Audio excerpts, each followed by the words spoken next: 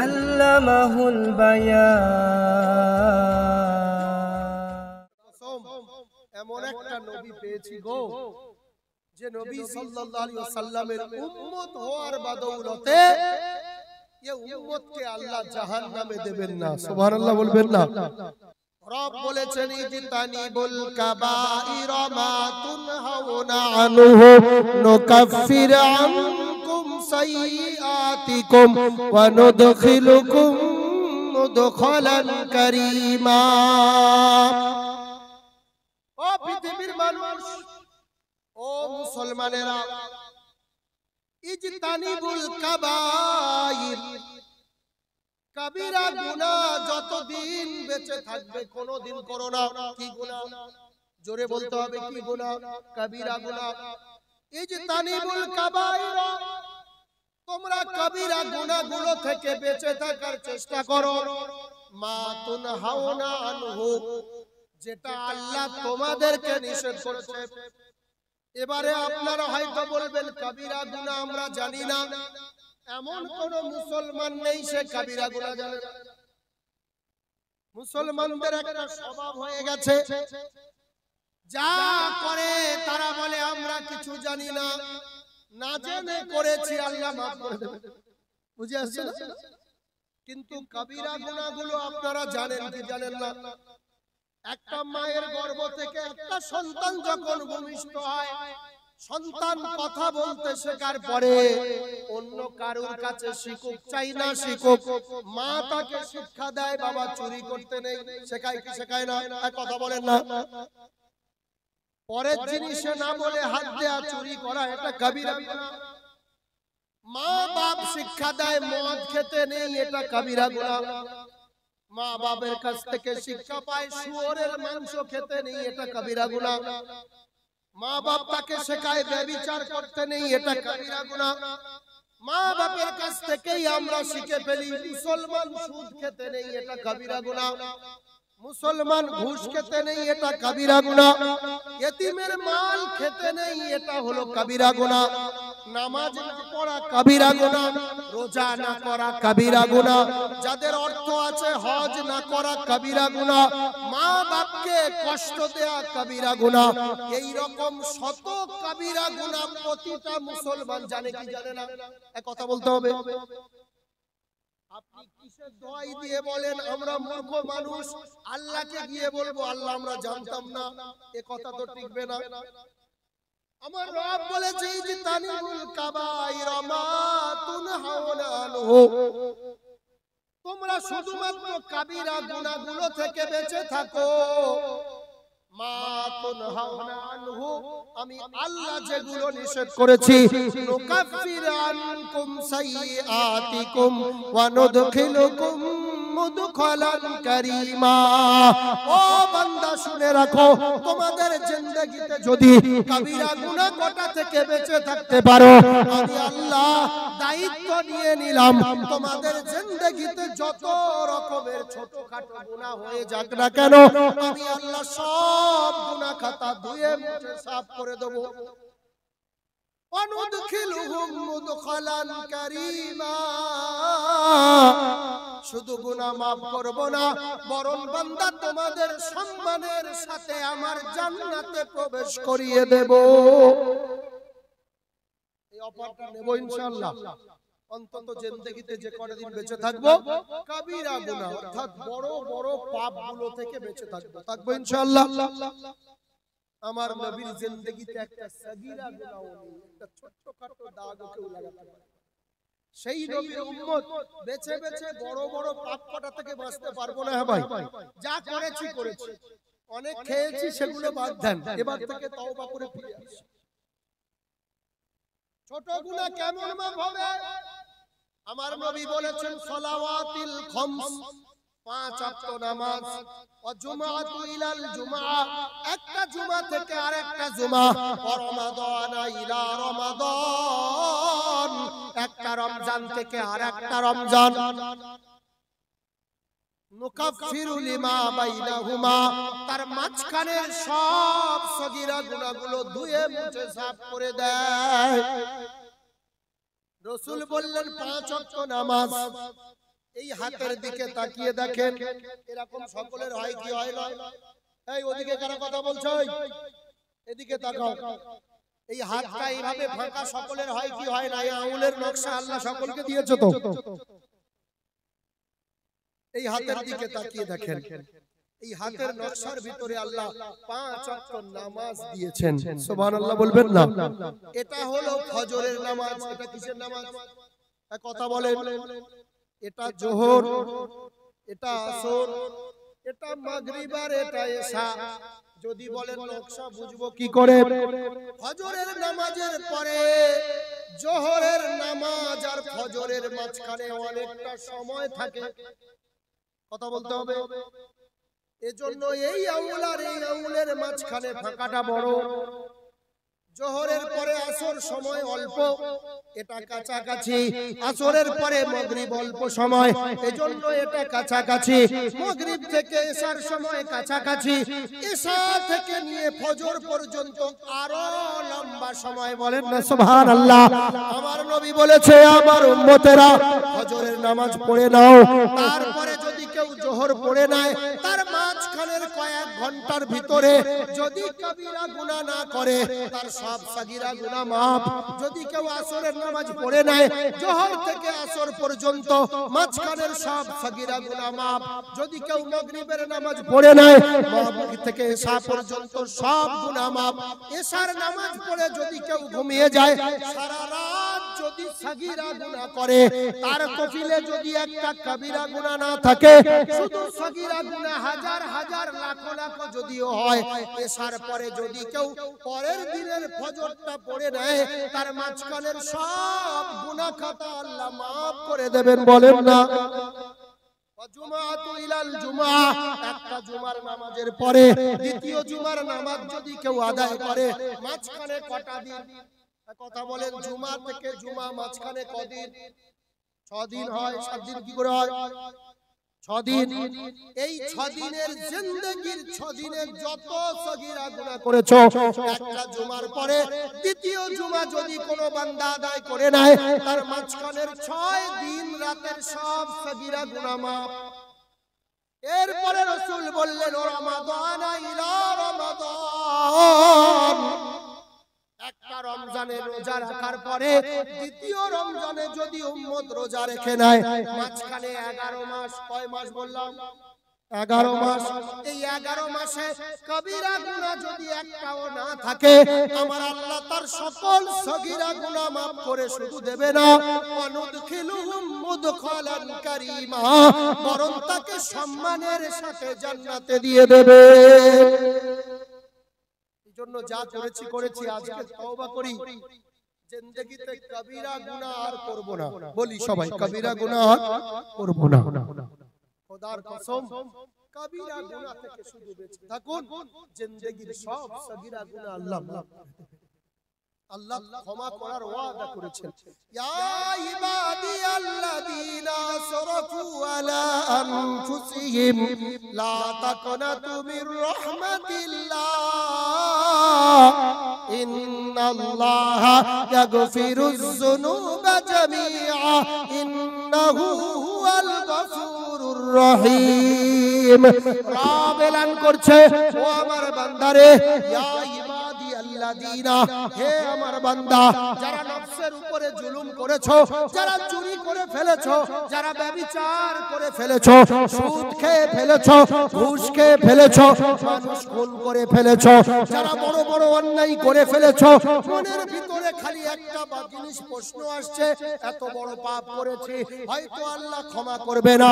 আমার রব ডাক দিয়ে বলছেন, ইয়া ইবাদিয়াল্লাযীনা আসরাফু আলা আনফুসিহিম, নফসের উপরে যারা জুলুম করে ফেলেছো বান্দা, লা তাকনাতু মির রাহমাতিল্লাহ, আমার রহমত থেকে নিরাশ হয়ো না বান্দা, আমি আল্লাহ দয়ালু আল্লাহ আছি, আমার রহমত থেকে নিরাশ হয়ো না। ইন্নাল্লাহা ইয়াগফিরুয যুনুবা জামিআ, আমি আল্লাহ চাইলে তোদের জিন্দেগীর সব গুনাহ খাতা maaf করে দেব। বলেন না সুবহানাল্লাহ। ইন্নাহু হুয়াল গফুরুর রহিম। আমার আল্লাহ বলে আমি শুধু গফুর নই, আমার আরেকটা নাম হলো রহিম, অর্থাৎ দয়ালু আল্লাহ। আমার আরেকটা নাম শুধু ক্ষমাকারী নই, দয়ালু আল্লাহ। দয়া করে ক্ষমা করে। একবার খালি ফিরে আয়, একবার হারানো জিনিসটা ত্যাগ করে ফিরে আয়, আমার নবীর জীবন আদর্শ একবার নিয়ে দেখ, তোর আসতে দেরি বান্দা, আমি ক্ষমা করতে দেরি করব না। সুবহানাল্লাহ। মানুষ পারে না, মানুষের মধ্যে রহিম নামে দয়াটা নেই, আল্লাহর মধ্যে আছে। আল্লাহ বলে ইন্নাল্লাহা গফুরুর রহিম, আমি আল্লাহ শুধু গফুর নই, আমার আরেকটা নাম আছে রহিম, আরেকটা নাম রহমান। আমি এত বড় দয়ালু আল্লাহ, বান্দা তুই যতই পাপ কর না কেন মানুষ তোকে ক্ষমা করবে না। যদিও ক্ষমা করে, মানুষের কাছে একবার যাবি, একবার দেবে, দ্বিতীয়বার যাবি, দ্বিতীয়বার দেবে। এত মেহনত করে রাত জেগে ঘাম ঝরিয়ে সারা দিন লাইনে দাঁড়িয়ে যাকে নেতা বানিয়েছিস বান্দা, ওই নেতার বাড়িতে যাবি, একবার তোর কথা শুনবে, দ্বিতীয়বার বলবে বেশি কথা শোনার সময় নাই। যাকে এমএলএ বানিয়েছো, ওই এমএলএ দরজার ধারে গিয়ে 11টা পর্যন্ত লাইনে দাঁড়িয়ে থাকো, গেট খুলবে না। যদিও গেট খুলে বলবে যা বলার 2 মিনিটে শেষ করো, অত শোনার সময় নেই। ঠিক কিনা কথা বল? আমার রব বলে আমার আরেকটা নাম রহিম, যত চাইবি 24 ঘন্টা আমার দরজা খোলা, বান্দা যত চাইবে তত আমি আল্লাহ আরো খুশি হয়ে যাই। বলেন না সুবহানাল্লাহ। ইল্লা মান তাবা ওয়া আমানা ওয়া আমিলা সালিহা ফাউলাইকা সায়ুবাদদিলুস সাইয়্যাতিল হাসানা। আমি আল্লাহ, আমার নাম শুধু গফুর নয়, আমার আরেকটা নাম হলো রহিম। যারা তওবা করে একবার ফিরে এসেছে, কবিরা গুনাহ আর করব না বলেছে, মাহফিলে বসে ওয়াদা করেছে, তাদের জিন্দেগিতে তওবা করে ফিরে আসার জন্য, ওয়া আমানা আমার প্রতি বিশ্বাস রেখেছে, ওয়া আমিলা সালিহা এবার থেকে নামাজ পড়বো এবং পড়া শুরু করেছে, ফাউলাইকা সায়ুবাদদিলুস সাইয়্যাতিল হাসানা। আমি আল্লাহ তাকে শুধু ক্ষমা করব না, তার জিন্দেগিতে অতীতে যত গুনাহ আছে, সায়ুবাদদিলুস সাইয়্যাতিল হাসানা, তার জিন্দেগিতে যত গুনাহ আছে আমি আল্লাহ সেগুলোকে সরিয়ে দিয়ে কত পরিমাণ নেকি দিয়ে তাকে জান্নাতে দিয়ে দেব। বলেন না, জোরে বলা যাবে না সুবহানাল্লাহ। এত বোঝাচ্ছে, কত জামাত এসে বোঝাচ্ছে, কত জলসায় মৌলী সাহেবরা বোঝাচ্ছে, জুমার দিনে মসজিদের ইমাম বারবার বোঝাচ্ছে। কে না বোঝাচ্ছে ভাই, যা করেছিস করেছিস, এবার অন্তত মাথাটা আল্লাহর কাছে নত কর। খোদার কসম কোনো মাধ্যমের লাগবে না, শুধু একটা বার আল্লাহর ওই কোরআনের আয়াতটা ফলো করে নাও, ওয়াসজুদ ওয়াকতারিব। আল্লাহ বলেছে বান্দা আমার একেবারে নিকটবর্তী হয়ে যায় যখন বান্দা সিজদায় পড়ে যায়। সুবহানাল্লাহ বলবেন না? হযরত আলী রাদিয়াল্লাহু তাআলা আনহু বলতেন, আমি যখন মনে মনে ভাবি আমি আল্লাহর সাথে ডাইরেক্ট কথা বলবো, কার সাথে? আল্লাহর সাথে, তখন আমি আলী ওযু করে নামাজের নিয়ত করে সিজদায় চলে যাই। কারণ রব বলেছে ওয়াসজুদ ওয়াকতারিব, সিজদা করো আর আমার নিকটবর্তী হয়ে যায়। হযরত আলী বলেন আমি যখন মনে করি আল্লাহর সাথে কথা বলবো, তখন আমি নামাজের সিজদায় পড়ে যাই। আর আমি আলী যখন ভাবি আল্লাহ আমার সাথে কথা বলুক, তখন আমি আলী কোরআনুল কারীমটা খুলে বসে যাই। কারণ কোরআনের প্রত্যেকটা কথাগুলো আল্লাহর কথা। আমি যখন কোরআন পড়ি আমার মনে হয় ডাইরেক্ট আল্লাহ আমার সাথে কথা বলছে। বলেন সুবহানাল্লাহ। সাহাবারা যে কোনো টেনশনে, যে কোনো বিপদে, যে কোনো পেরেশানিতে দৌড়ে গিয়ে আগে নিয়ত করে আল্লাহর কাছে সিজদায় পড়ে যেতেন। কার কাছে? কার কাছে? আল্লাহর কাছে। ये বান্দারা সব সমস্যার সমাধান করতে গিয়ে আল্লাহকে বাদ দিয়ে চারিদিকে খালি পিঁপড়ের মতো দৌড়াচ্ছে, বাঁশতলায় বসে বসে গাঁজা টানছে, অন্য দিনের থেকে বেশি ধোঁয়া টানছে। আরে আব্দুর রহমান কি খবর তোর? আজকে এত খাচ্ছিস কেন? বলে বলিস বিবির সাথে ঝগড়া হয়েছে, শালা খুব টেনশনে আছে। টেনশন দূর হচ্ছে ভাই, গাঁজায় টেনশন দূর হয়, বিড়িতে এই দুঃখ টান সুখ টান এই টানে টেনশন দূর হয় নবীর উম্মত সাহাবারা নবীর আদর্শে আদর্শিত হয়ে তারা সমস্যায় পড়লে ফিকিরে পড়লে চিন্তায় পড়লে টেনশনে পড়লে দৌড়ে গিয়ে আল্লাহর কাছে সিজদায় পড়তেন এই মুসলমান যুবকরা টেনশনে পড়লে বিড়ি খেয়ে টেনশন দূর করে গাঁজা খেয়ে টেনশন দূর করে এক গ্লাস খেত ডেলি আজকের 3 গ্লাস খেয়ে এসেছে কেন বলিস না বইয়ের জ্বালায় একটু ভাবি আসুন খোদার কসম আপনার জীবনটা আপনি মৃত্যুর দিকে ঠেলে নিয়ে যাচ্ছেন কোনো উপকার নয় কি আপনার জন্য অবধারিত দুনিয়ায় সুখ গেল আখিরাত আপনার জন্য বরবাদ হয়ে গেল এজন্য একটু ভাবি আসুন কি দেয় নাই আল্লাহ আমাদের কি নিয়ামত না দিয়েছে জমিনকে আল্লাহ বিছানা স্বরূপ আমাদের জন্য বিছিয়েছেন এমন একটা ধাতু দিয়ে বানালেন যে ধাতু একটা লোহা যদি জমিনে পুঁতে রাখা যায় 1 বছর পরে তুলে দেখবেন লোহা মাটি হয়ে গেছে ঠিক না জং চেপে মাটি হয়ে যায় এই সব মুরব্বিগুলো কত পাকা লাশ পাকা হাড্ডি 80 বছর 70 বছর বয়স এই মানুষগুলো মারা যাওয়ার পরে কবরে দিয়ে আসেন 1 বছর পরে গিয়ে দেখবেন শুধু হাড় হাড্ডি কত কত আছে ঠিক কি না কথা বলেন মাটি চুরে চুরে খেয়ে তাদের শেষ করে দিয়েছে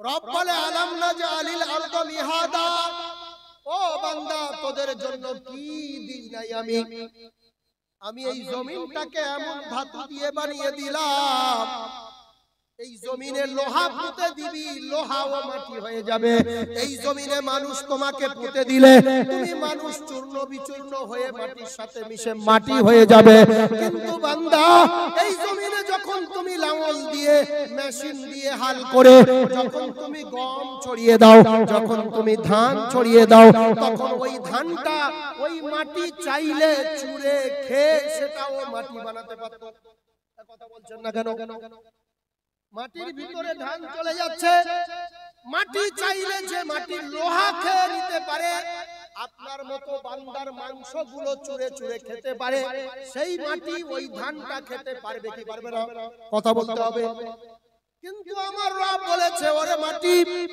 আমার বান্দা বড় কষ্ট করে মেহনত করে তোর উপরে হাল চষে কিছু বীজ বপন করে গেছে এই ধানগুলোকে তুই খাবি না এই গমগুলোকে খেয়ে মাটি করে দিস না বরং আমার বান্দা একটা ধান দিয়ে গেছে তার বিনিময়ে 100 ধান আমার বান্দার ঘরে ফেরত দিবি বলেন না খাচ্ছে আর কত হচ্ছে বান্দা বুঝতে পারছেন না চাষি বলে আমি চাষ করেছি কোন চাষির বাবার ক্ষমতা আছে একটা ধান থেকে গাছ বের করার ভাই কথা বলেন না আছে কারণ সব চাষিরা জমিনে ধান গম ছড়িয়ে এসে আল্লাহকে বলে আল্লাহ দিয়ে চলে এসেছি যা করো তুমি বুঝে আসছে না আল্লাহ বলে যা বান্দা বড় অভাবী একটা ধান দিয়েছে একটার বিনিময়ে 100 করে আমার বান্দার ঘরে ফেরত দিবে সেই বান্দা এত নিষ্ঠুর এত নাশুকরিকারী আমার আল্লাহ বলছেন লা ইন শাকারতুম লাযিদান্নাকুম ওয়া লা ইন কাফারতুম ইন্না আযাবি লাশাদীদ ও বান্দা যা দিয়েছি শুকর কর তাহলে আমি আল্লাহ আরো বাড়িয়ে দেব ওয়ালা ইন কাফারতুম বান্দা যদি না শুকরি করিস বান্দা যদি বিরোধিতা করিস বান্দা যদি বলিস কি এমন দিয়েছে আল্লাহ ইন্না আযাবি লাশাদীদ তাহলে আমার কঠিন আযাবের অপেক্ষা কর সেটা তোর জন্য তোলা আছে কি দেয় নাই আল্লাহ আমাকে নামাজের কথা বললে বান্দাদের যেন খালি একবার করে চুলকায় মিশমিশ করে যে মৌলভী সাহেবের কাজ দিয়ে খালি এই সব কথা বলে কেন খোদার কসম এত বড় মহামানব যিনি তার জীবনে নিজে কোনোদিন জামাতের সাথে নামাজ ত্যাগ করে নাই আমার আপনার নবী হযরত মুহাম্মদ রাসূলুল্লাহ সাল্লাল্লাহু আলাইহি ওয়াসাল্লাম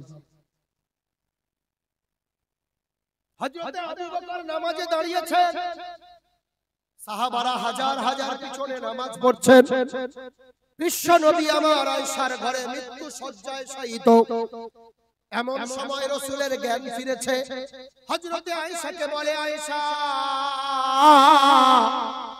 তুমি কি আমাকে একটু উঠে দাঁড় করাতে পারবে নাকি? হযরতে আয়েশা বলে লব্বাইকা ইয়া রাসূলুল্লাহ। হযরতে আয়েশা রাদিয়াল্লাহু তাআলা আনহা বিশ্ব নবীকে দাঁড় করালেন। আল্লাহ রাসূল বললেন আয়েশা মসজিদে নববীর পর্দাটা সরিয়ে দাও। হযরতে আয়েশা সরিয়ে দিলেন। আল্লাহ রাসূল মসজিদে নববীর নামাজের দৃশ্য দেখে আয়েশাকে বলে আমাকে সরিয়ে দাও। হযরতে আয়েশা সরিয়ে দেওয়ার পরে আল্লাহ রাসূলের দু চোখ বেয়ে পানি পড়ছে। হযরতে আয়েশা বলে ইয়া রাসূলুল্লাহ আপনার দু চোখ দিয়ে পানি কেন ঝরছে? আল্লাহ রাসূল বলেছিলেন আয়েশা রে আজকের আমার চোখে তুমি যে পানি দেখছো এই পানিটা দুঃখের পানি নয়, এই পানিটা কষ্টের পানি নয়, বরং এই পানিটা খুশি হয়ে আমি কেঁদে ফেলেছি। বলেন না? বিশ্ব নবী বলেছিলেন আয়েশা যে নামাজ প্রতিষ্ঠা করার জন্য আমি নবী মক্কার জমিন ত্যাগ করে মাতৃভূমি ত্যাগ করে মদিনায় হিজরত করে চলে আসতে হয়েছে। যে নামাজ প্রতিষ্ঠা করার জন্য মক্কার জমিনে আমার মাথায় ধুলোবালি ফেলে দেয়া হয়েছে। যে নামাজ প্রতিষ্ঠিত করার জন্য আমি নবী মক্কার কাবার প্রাঙ্গণে নামাজ পড়ছি, আমার পিঠের উপরে উটের ভুঁড়ি চাপানো হয়েছে। যে নামাজ প্রতিষ্ঠা করার জন্য তায়েফে গিয়ে যুবকদের হাতে মার খেয়ে আমার সারা শরীর ঝাঁঝরা হয়ে গেছে। যে নামাজ প্রতিষ্ঠা করার জন্য আমি 3 বছর মক্কায় সাহাবী আবু তালেবে বন্দী দশা কাটিয়েছি। যে নামাজ প্রতিষ্ঠিত করার জন্য বদর প্রান্তরে উহুদ প্রান্তরে আমার চাচা হামজাকে শহীদ হতে হয়েছে। যে নামাজ প্রতিষ্ঠিত করার জন্য শত শত সাহাবার প্রাণ গেছে।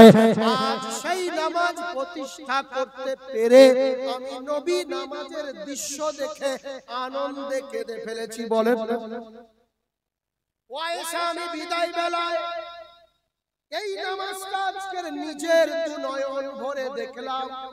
হযরতে আবু বকর ইমাম বেনেছেন, হাজার হাজার সাহাবা ইক্তেদা করেছেন।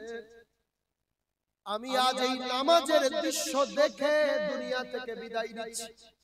ওই সময় বিশ্ব নবী আমার প্রভুর দরবারে হাতটা তুলে বলেছিলেন আল্লাহ গো আমি আমার উম্মতদেরকে আজানের পরে মসজিদে রেখে গেলাম, আমার উম্মতদেরকে নামাজ অবস্থায় রেখে গেলাম, আমার উম্মতদের একজন ইমাম আর শত শত মুক্তাদি বানিয়ে গেলাম।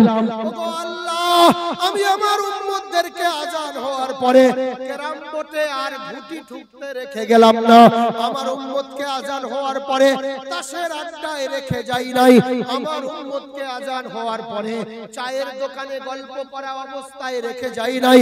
ওগো আল্লাহ আমার মুসলমান উম্মতগুলোকে আমি নামাজ অবস্থায় রেখে গেলাম। কিয়ামত পর্যন্ত আনেওয়ালা সময় আযান হওয়ার সাথে সাথে আমার উম্মত যেন নামাজ আদায় করতে পারে। বলেন না সুবহানাল্লাহ। নবীর দোয়া মনে হয় কবুল হয় ভাই। এজন্য এই হতভাগারা আযান হয় যেন আযানটা কখন শেষ হবে একটা কানে হাত দিয়ে চেপে থাকলে ভালো হয়। মুয়াজ্জিনের কাজ নেই, খালি আযান দিয়ে যাচ্ছে।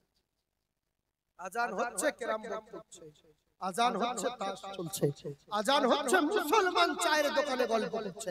আবার তারা বলে আরে নামাজ পড়ি নাই তা কি হচ্ছে, ঈমান তো আছে। হায় রে হতভাগা, তাদের নাকি ঈমান আছে।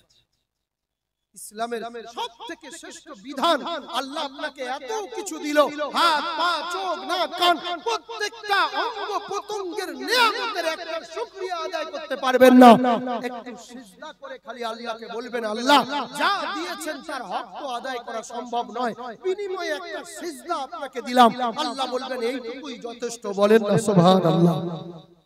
পারি না পারি তওবা করে কবিরা গুনাহগুলো থেকে বেঁচে থেকে এখন থেকে 5 টাইম শুধু আল্লাহর দরবারে একটু হাজিরা দিয়ে বলি ওগো আল্লাহ তুমি যা নিয়ামত দিয়েছো এর তো শুকরিয়া করা সম্ভব নয়, অন্তত তোমার নবী সাল্লাল্লাহু আলাইহি ওয়াসাল্লাম যে পদ্ধতি শিখিয়েছেন সেই আদর্শে আদর্শিত হয়ে আমরা অন্তত 5 টাইম নামাজ পড়ে আমাদের মাথাটা আপনার পায়ে পেতে দিচ্ছি। আল্লাহ বলবে ওটুকুই আমার জন্য শুকরিয়া যথেষ্ট। বলেন না সুবহানাল্লাহ। এজন্য ভাই সারা রাত বকলে হয় না, যদি আমলের নিয়ত না থাকে।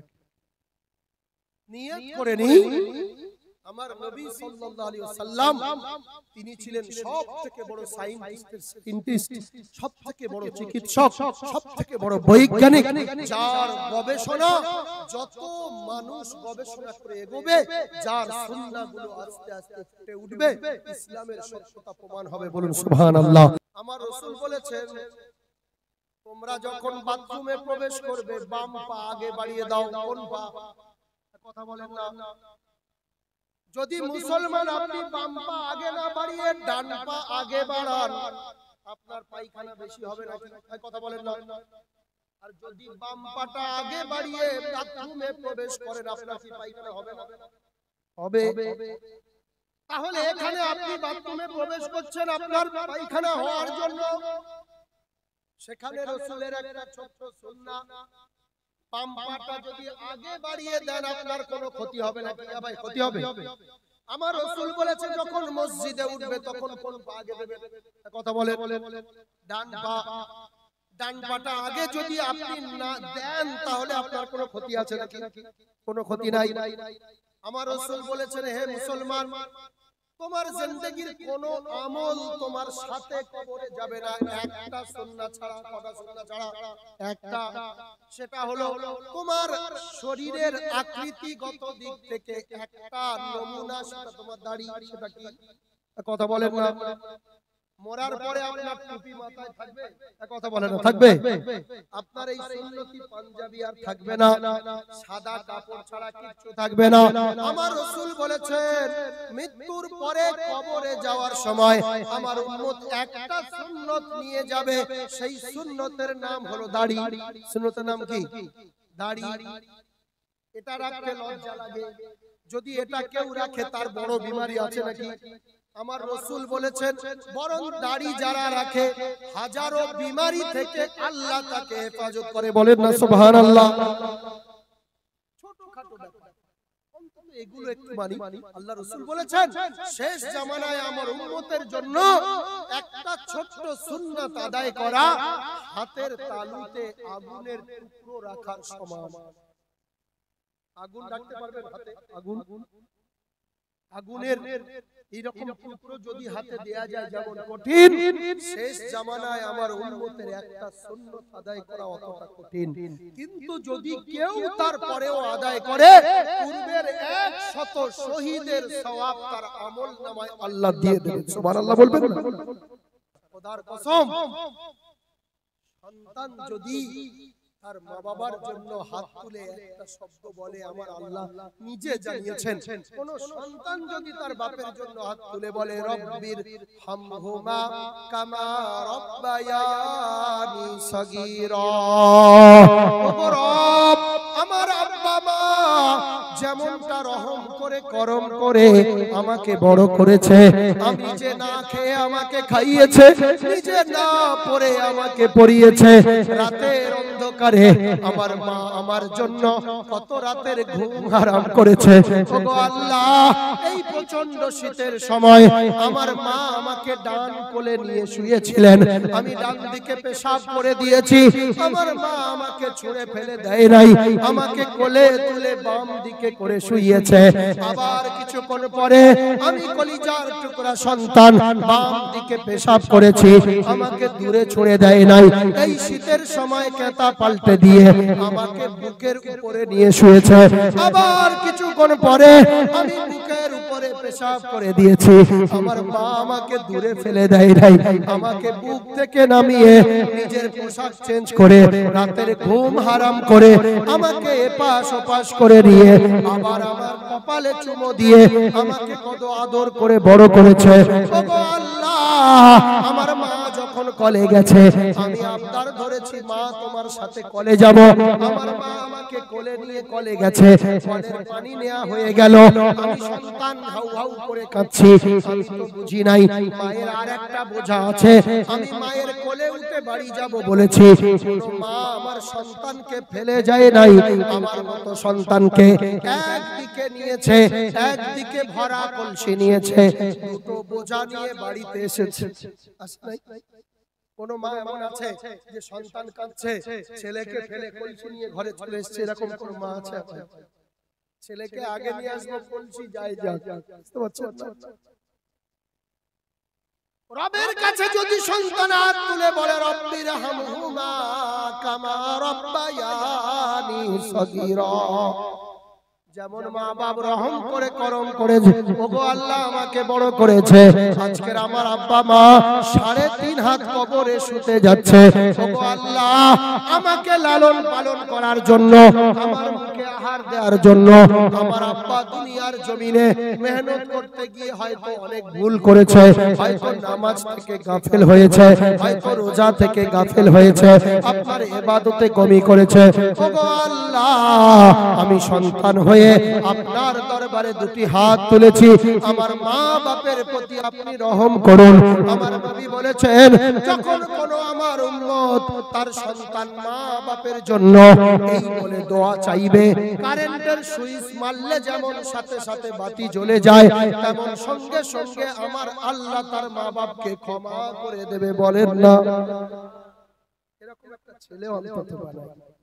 তাই রাসূল বলে, ইদা মাতাল ইনসানু ইনকাতা আনহু আমালুহু ইল্লা মিন সালাসা, যখন মানুষ মারা যায় সব আমলের দরজা তার বন্ধ হয়ে যায়, ঠিক কি না? সে কবর থেকে এসে আর নামাজ পড়তে পারবে, কবর থেকে এসে রোজা করতে পারবে না, যদি চায় সাদকা দেব দিতে পারবে না। আমার রাসূল বলেছে, মানুষ মারা যাওয়ার সাথে সাথে সব আমলের দরজা বন্ধ হয়ে যায়, ইল্লা মিন সালাসা, কিন্তু 3টি আমলের দরজা এখনো খোলা থাকে। কটা বললাম? জোরে বলেন কটা? 3টে।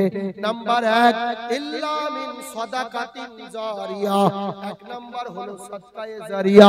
দুনিয়ায় বেঁচে থাকাকালীন কেউ যদি মসজিদ বানিয়ে দেয়, কেউ যদি মাদ্রাসা বানিয়ে দেয়, কেউ যদি কোনো সমাজ সেবা করতে গিয়ে রাস্তা বানিয়ে দেয়, পোল বানিয়ে দেয়, পানির টিউবওয়েল বানিয়ে দেয়, এইভাবে যদি মানুষের উপকার করতে গিয়ে কিছু সাদকায়ে জারিয়া করে যায়, যতদিন এই প্রতিষ্ঠান থাকবে ততদিন কবরে শুয়ে শুয়ে সওয়াব পাবে, বলেন না? আও ইলমি ইউনতাফাউ বিহি। নাম্বার 2, যদি কেউ দ্বীনের জ্ঞান অর্জন করে কোনো পুস্তক লিখে যায়, একটা বই লিখেছেন, জ্ঞানের কিছু উপদেশ লিখে গেছেন, আপনি কবরে শুয়ে থাকবেন, পরবর্তী সন্তানেরা, পরবর্তী প্রজন্ম যতদিন সেগুলো পড়ে জ্ঞান অর্জন করবে, তার 1% আপনি কবরে শুয়ে শুয়ে পেতে থাকবেন, বলেন না? নাম্বার 3, আও ওয়ালাদুন সালিহুন ইয়াদউ লাহু। আর যদি কেউ 4টি ছেলের থেকে একটা সন্তানকে যদি বসে মোতা শেখায়, 4টে সব দাঁড়িয়ে পেশাব করা না শিখিয়ে একটা বসে পেশাব করা শেখাবেন, একটাকে কোরআন শেখাবেন, নামাজ শেখাবেন, বিশ্ব নবীর আদর্শ যদি কেউ শিখিয়ে যান, ওই সন্তান একদিন মসজিদে জোহর বা ফজরের নামাজ আদায় করে কোরআন শরীফটা খুলে 1 পাতা হোক 2 পাতা হোক পড়ে আল্লাহর দরবারে হাতটা তুলে বলবে, ওগো আল্লাহ রব্বির হামহুমা কামা রব্বায়ানি সগীরা। মা বাপ যেমন রহম করে করম করে আমাকে বসে পেশাব করা শিখিয়েছে, হালাল খাওয়া শিখিয়েছে, কোরআন পড়তে শিখিয়েছে, নামাজ পড়তে শিখিয়েছে, আজ তোমার বিধান আদায় করে কোরআনের 2 পৃষ্ঠা পড়ে তোমার শাহী দরবারে 2টি হাত তুলেছি, ওগো আল্লাহ আমার আব্বা মায়ের কবরটা জান্নাতের বাগিচা বানিয়ে দাও। খোদার কসম, সন্তান দোয়া করার সাথে সাথে আমার আল্লাহ তার কবরটা নাজাতের জরিয়া বানিয়ে দেবেন। এজন্য একটা ছেলেকে কোরআনওয়ালা বানাবো ইনশাআল্লাহ। যাদের ছেলে বড় হয়ে গেছে, নাতি তো হচ্ছে, হ্যাঁ ভাই, মসজিদে পাঠালে ইমাম সাহেবের যদি পয়সা দিতে হয় সেই ভরে নাকি? এত টিউশনি পড়াচ্ছেন, ইংলিশ, বাংলা, ইতিহাস, ভূগোলে, সারা সপ্তাহ 2 দিন পড়িয়ে কত টাকা ব্যয় করছেন। ছেলে ডাক্তার হবে, মাস্টার হবে, ইঞ্জিনিয়ার হবে, লাভটা কি হবে? কিছু হবে, কিছু। তার মধ্যে যদি দ্বীন না থাকে সে ছেলে ধীরে ধীরে নাস্তিক হবে, নাস্তিক। খোদার কসম, জেনারেল শিক্ষায় শিক্ষিত করে যার মধ্যে দ্বীনের শিক্ষা সামান্য নাই, তাদের ঘরের মা বাপ আজকের এত শিক্ষায় শিক্ষিত করে সেই মা বাপকে বৃদ্ধাশ্রমে পড়ে থাকতে হচ্ছে। ঠিক কিনা কথা বলে? এজন্য কোরআনের শিক্ষা মা বাবার সম্মান শেখায়, আল্লাহ রাসূল এই আদর্শ শিখিয়েছেন। আল্লাহ আমাদের সকলকে তৌফিক দিক। সবাই বলেন আমিন। ওয়া আখির দাওয়ানা আনিল হামদুলিল্লাহি রাব্বিল আলামিন।